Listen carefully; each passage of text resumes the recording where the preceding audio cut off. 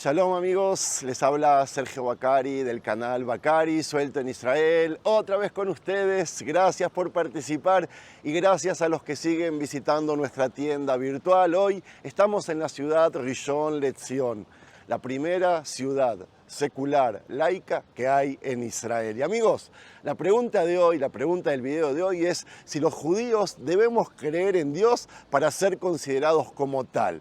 Yo sé que a muchos les suena rara la pregunta porque dicen, si uno es judío, obviamente que cree en el Dios de Israel. Pero yo muchas veces les digo, les cuento, les enseño de que el judaísmo no es una religión, que la religión judía es parte del judaísmo.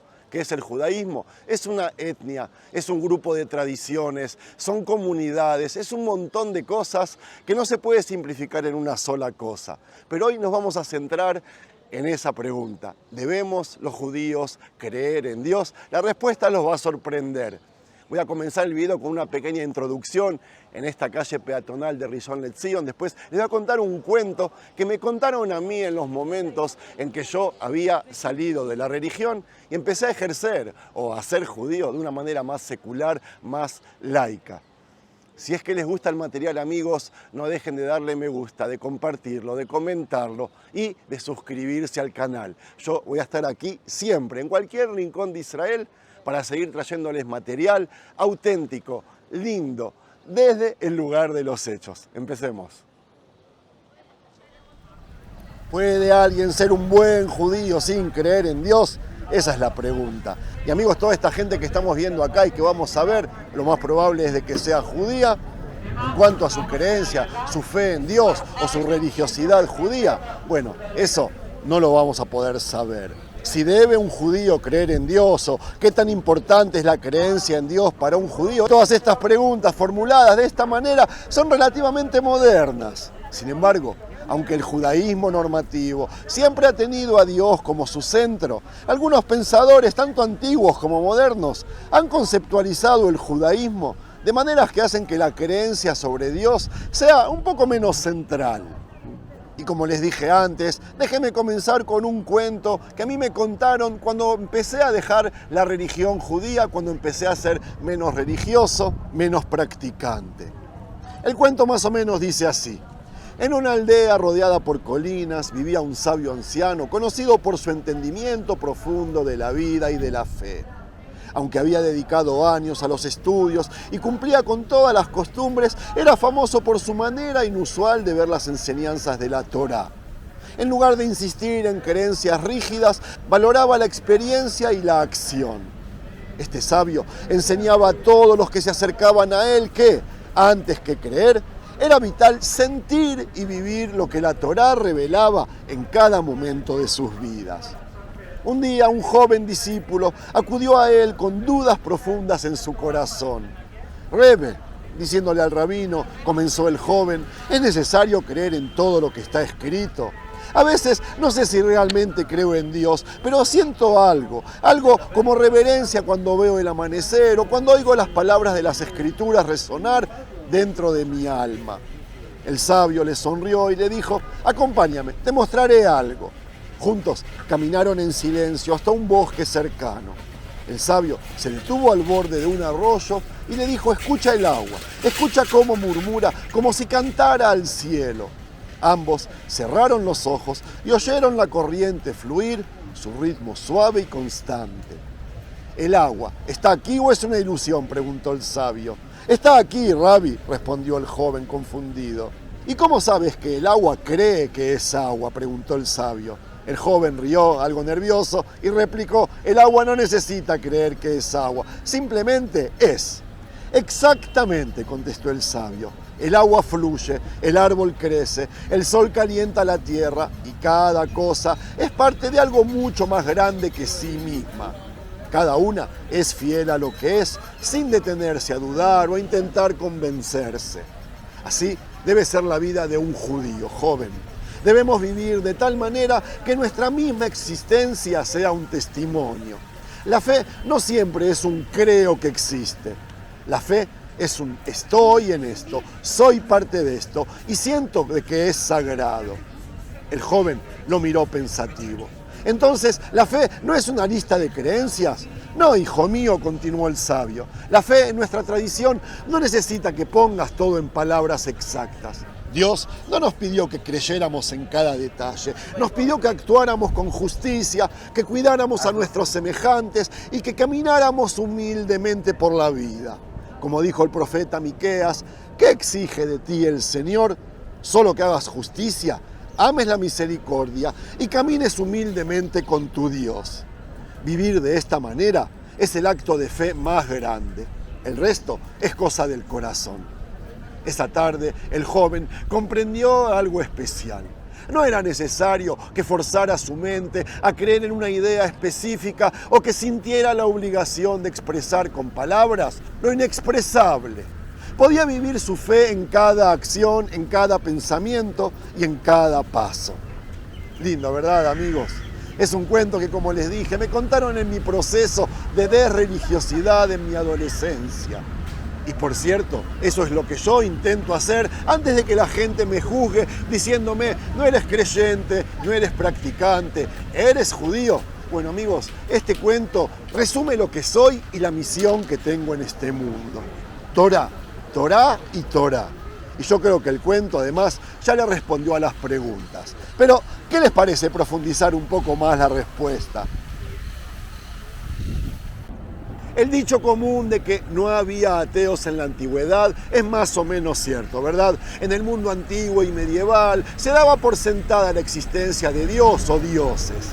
Incluso los filósofos medievales, judíos, cristianos o musulmanes, que intentaron probar la existencia de Dios, se preocupaban más por demostrar la racionalidad de la religión que por establecer la existencia de una deidad.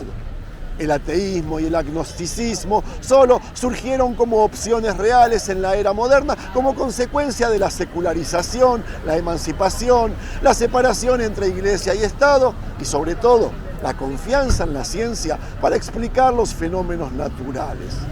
Sin embargo, agrupar todas formas de judaísmo anteriores a la modernidad no hace justicia a la cuestión y de eso yo soy consciente. Podría argumentarse que la creencia en Dios era menos central para los judíos de la era rabínica, los pocos siglos posteriores a la destrucción del templo en el año 70, que para los judíos de la Edad Media, y no porque Dios fuera menos importante, sino porque la creencia en sí lo era. Aunque los judíos tendían a creer en ciertos conceptos compartidos, por ejemplo, en un Dios que los sacó de Egipto o en la eventual redención mesiánica, las creencias oficiales o dogmas no se formularon hasta la Edad Media.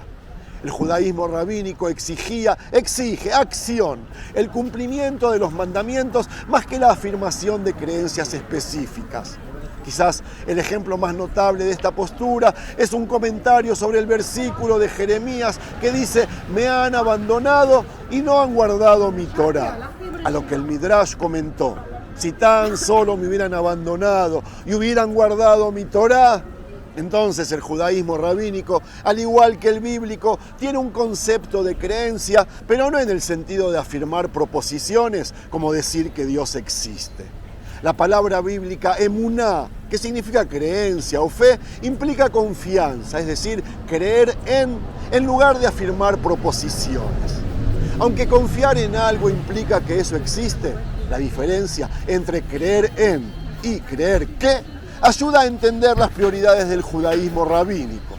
Esta perspectiva sobre la creencia cambió en la Edad Media cuando los filósofos judíos comenzaron a proponer doctrinas oficiales del judaísmo.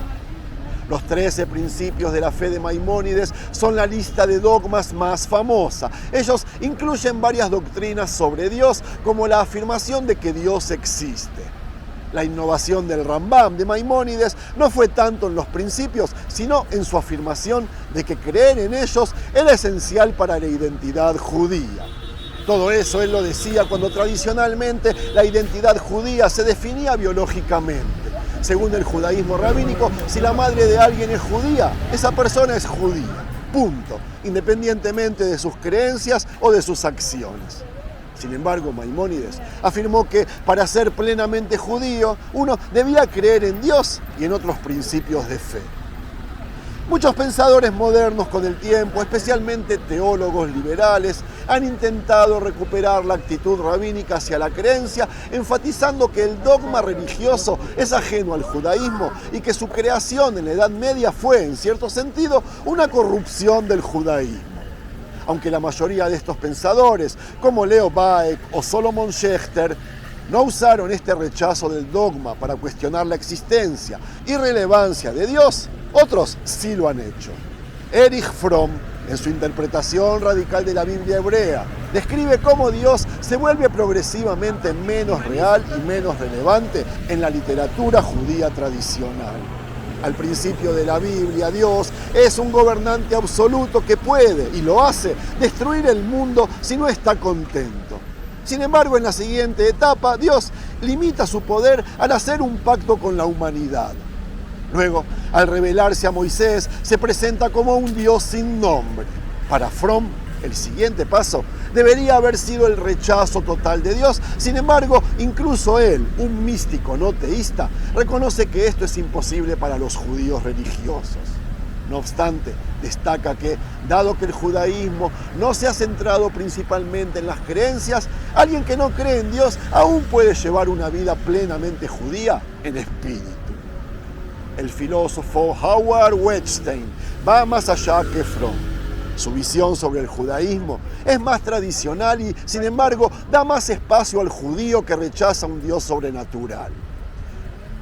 Wettstein utiliza una cita que sostiene que el temor, más que la fe, es la actitud cardinal del judío religioso. Y así se llaman, Haredim, temerosos. ¿Temerosos de qué? De Dios. Según esta noción, afirma de que el núcleo de la sensibilidad religiosa judía es una actitud particular hacia la vida en la que el temor ocupa un papel fundamental.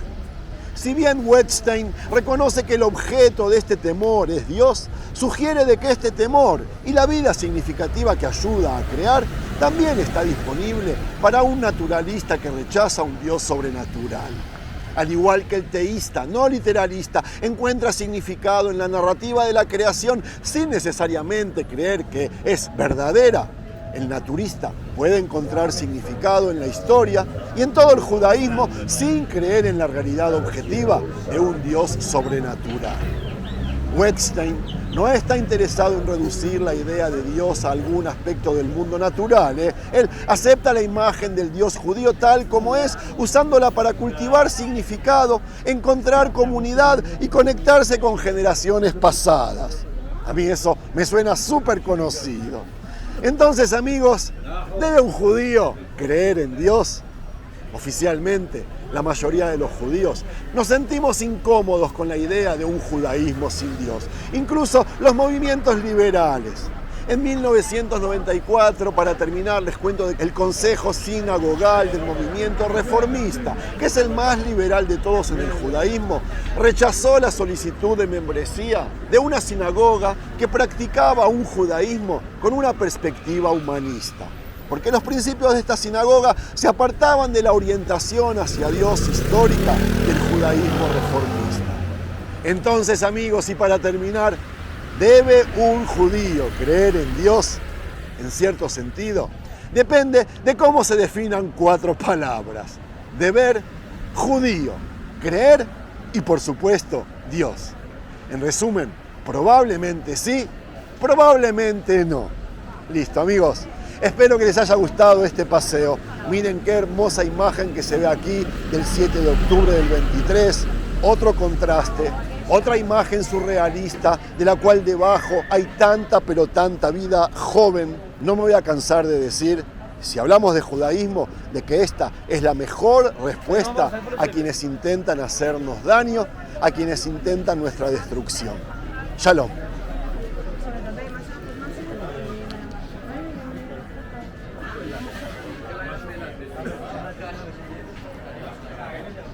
Moshe, Gale,